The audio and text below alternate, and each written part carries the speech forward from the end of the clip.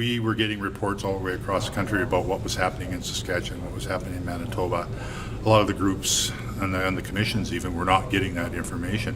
We started raising the concern with the Department of Agriculture and the Agriculture Minister and even the Transport Minister about, the poor performance of the railways at that point in time. Everybody else got on board fairly quickly, but we identified the issue first before a lot of the other groups did.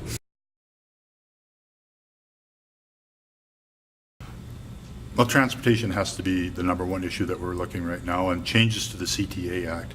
We're not nearly finished making recommendations and bringing that issue forward. We need to convince the government that there needs to be changes made. We've joined the Transportation Coalition.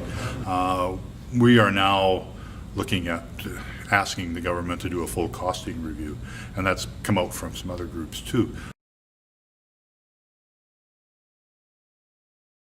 We're also looking at some of the things on province-wide, and one of the things that's coming up now is the Alberta Municipal Act is going to be rewritten, and they're taking a look at that, and that involves taxation and everything else, which directly affects farmers, where if they come through us and we can collect people all the way across Alberta and see what they're saying, and we could coordinate that message and say, no, this idea is not, maybe there shouldn't be taxation within this area.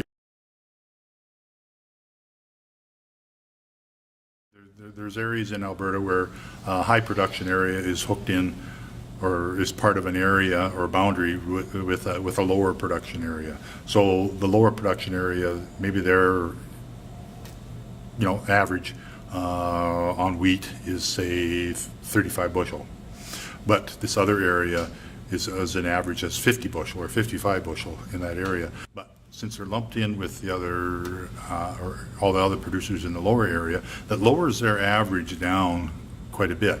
So they can't get the coverage that they need with crop insurance to cover their needs.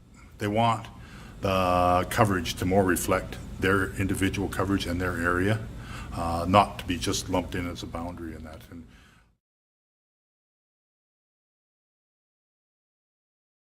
we want to, as a general farm organization, work with all groups, get all different opinions, because nobody has all the answers and nobody is right all the time. We also need to talk to the opposition parties, and we have to inform them of what's happening. We could have a change in government in Canada, so we need to inform everybody. And that's one of the things about, I guess, us as a general farm organization. We're critical of programs. We praise when it's deserved, but we don't just praise just because.